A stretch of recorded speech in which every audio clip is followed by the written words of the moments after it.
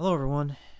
Cyberpunk had a massive patch recently, 1.5 to be precise. I want to talk about that and the other thing I was noticing with it.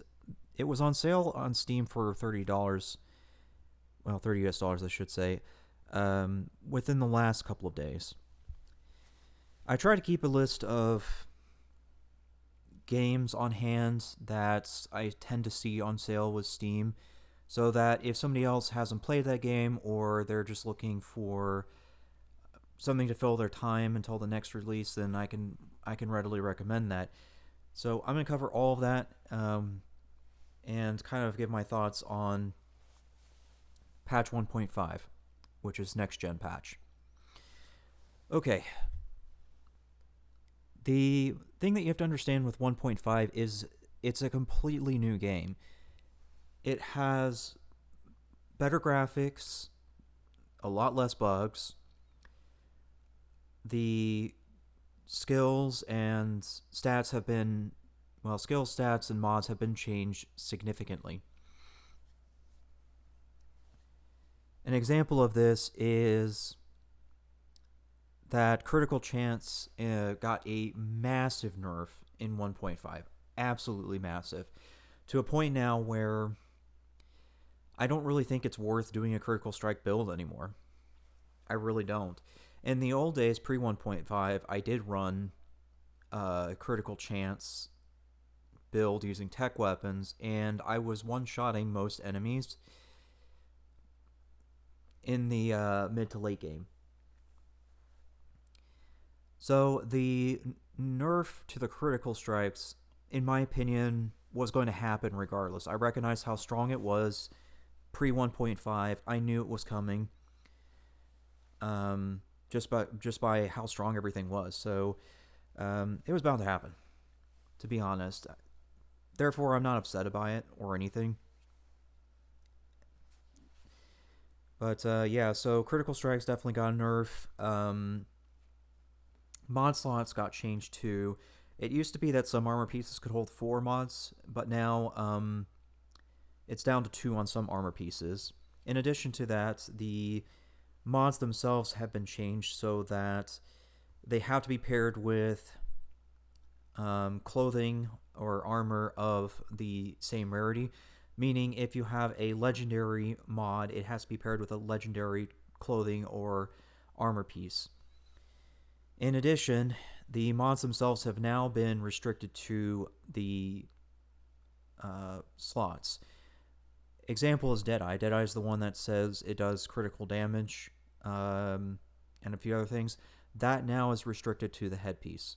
That's the only place that I can go now. These are just some of the many changes that I can list with the game. It's a very long list. I would recommend that you do all the reading on it if you really want to see a full list. What I would like to instead focus on is the stuff that's not being mentioned right now in terms of those nerfs, because the nerfs had some unintentional consequences, things that I'm sure that the devs probably didn't think about. One such example that I can give you is Comrades Hammer. It used to be that pre 1.5, Comrades Hammer was considered the best unique gun of the game. It did ludicrous amounts of damage, and with a critical build, it just skyrocketed in damage. Comrades Hammer is the unique Burya, if anyone needs a reminder on which one it is. So it has naturally high damage because of it being a Burya, and then you add in the fact it's firing explosive rounds is why it did so much damage. But that was pre 1.5, so yes, critical strikes worked on it, but now it doesn't. Because critical strikes don't really work now as part of a build, then they've made it so guns like Comrades Hammer aren't really the best anymore. Whether that's a good thing or a bad thing has yet to be seen, but I am at least aware of those unintended consequences of these changes. Comrades Hammer is not the only example that I can give, but it's the easiest one I can give, seeing as most people are aware of what Comrades Hammer is.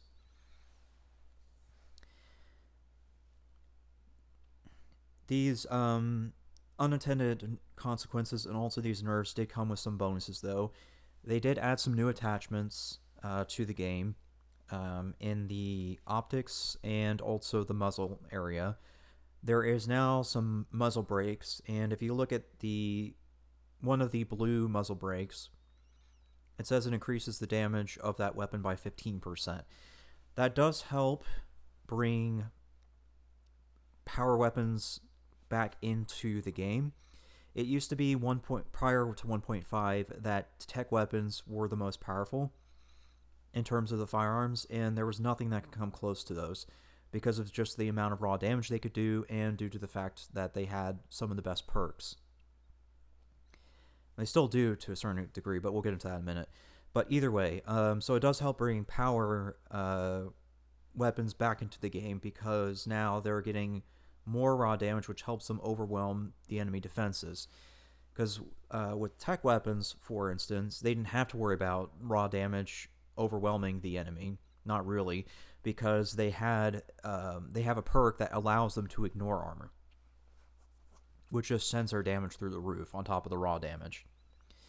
But yes, power weapons and smart weapons in general tend to struggle a bit in pre 1.5 because they just weren't able to do anything like that. So having the extra 15% damage certainly helps bring them back into the game, is what I'm trying to say. That said, there's plenty more of examples out there, but the next thing that I need to point out is that there are new quests. I'm not sure how many. I've been searching for them for a little while now, but to be fair, I'm pretty early in my playthrough. I started a new file less than a day or so ago. I've been very busy with other things, so I haven't seen too many of those new quests. I think one or two at this point, but there are certainly some new quests. There's also other new things like the ability to have apartments in other locations so that you have easy access to your storage in other locations, and also so you have more places to rest. That is something that was not mentioned in the patch notes as far as I could tell. The stash is shared between all the new apartments as well as your beginning one. So it kind of works like the vehicle trunk now. It's just building based now. So yeah, that's kind of cool to see that you can actually get more apartments. Economy got a change as well. You're getting a lot more eddies now for completing contracts and other things. Of course, now that the economy has been raised, the price for certain things have also been raised. So there's that. One other bonus to the 1.5 patches is now that you can sell cyberware, and this really helps with crafting. One of the frustrating things with crafting, at least in Cyberpunk, is that you have to do a rotation in which you purposely buy materials to make something and then sell it at a greater value than what you purchased the crafting materials for. Back in pre 1.5, there was a couple of different routes you could take. Ashura was one. It still is today. You would craft legendary Ashuras and sell them once you were at like level 50 or so. That would net you a lot of money. There are other examples, but I just wanted to list only one for right now. So with this whole change now to where you can sell cyberware, it means now that you can craft cyberware and sell them, giving you now a lower level option for your crafting rotations. I did see a video from One Dragon regarding that. You want that legendary Kuroshi upgrade. I think it's like target optimization. It's the one that does 25% headshot damage. It's that one. That's the legendary. If you just craft those and sell them, that's your new rotation now because of 1.5. So I am thankful that the patch did bring about some other additions like that because it also allowed for better crafting rotations now. I really wish they would just make crafting better in general, but I guess this is what I'll have to settle for. Okay, so yeah, there's a long list. That's just some of it. What I've had up on the screen here is my new build, and I kind of want to talk about this now because I gave a bunch of different examples and changes, and now I just want to talk about the builds.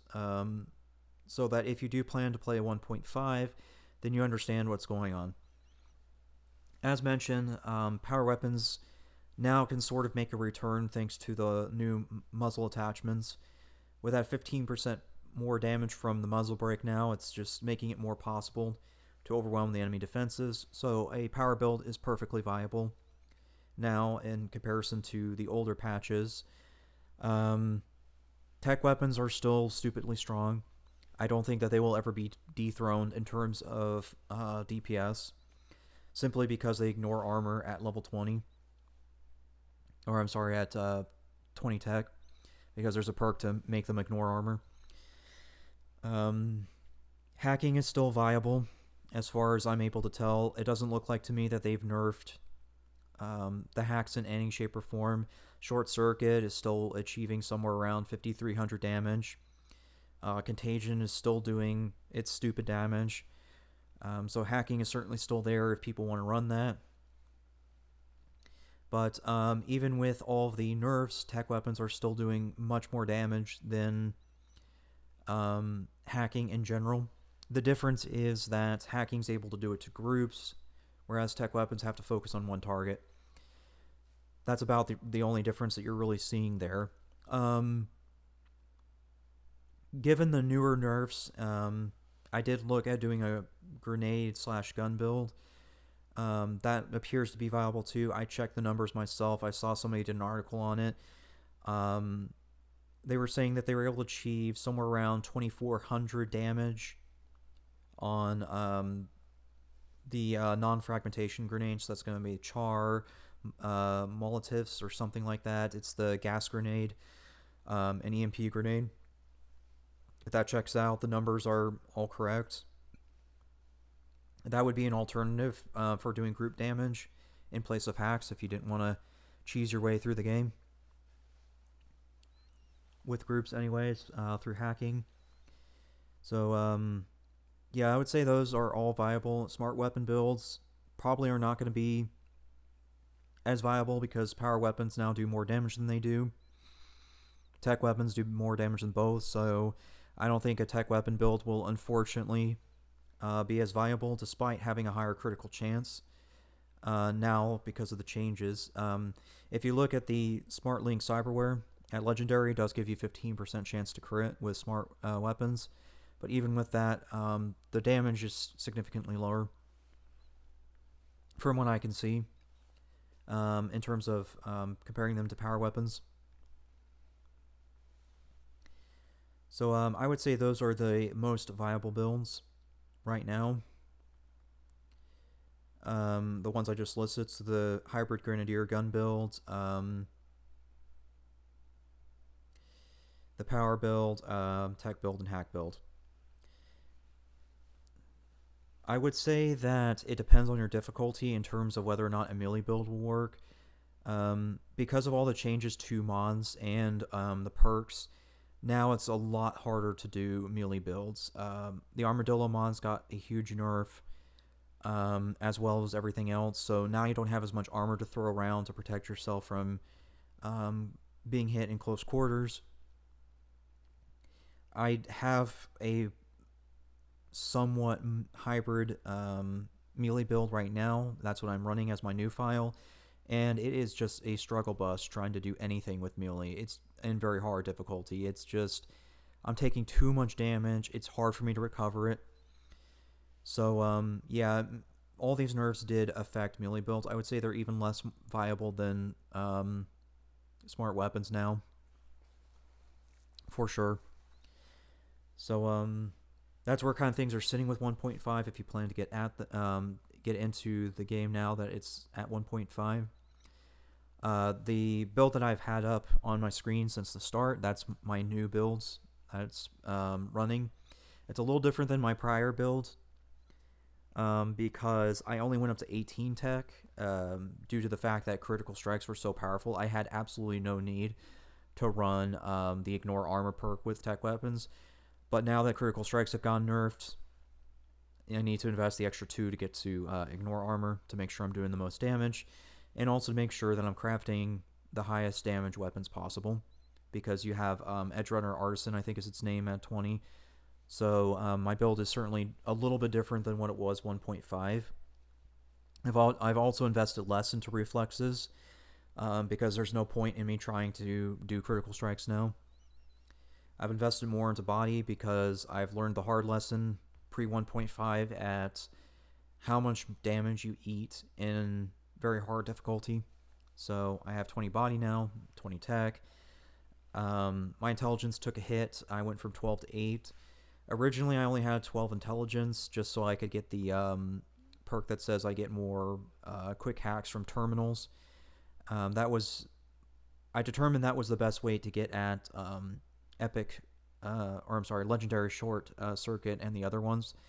But I've completely ignored that now because I needed the points elsewhere, and I was only using hacking and support tech weapons anyways.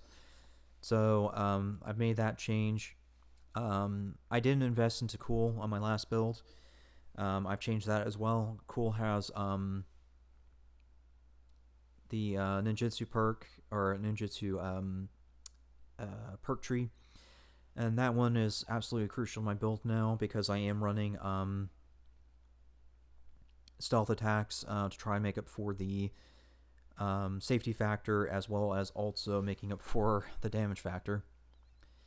Plenty of reasons to that, but yeah, that's kind of like the summary of my build right now. To finish this up, let me talk about whether or not I think it's worth it. Assuming that this game is to be on sale again for $30 at Steam, I would say the game is totally worth it for anybody who didn't play it pre 1.5. At $60 though, I would say no. It's not worth it at $60, and my reasonings are this.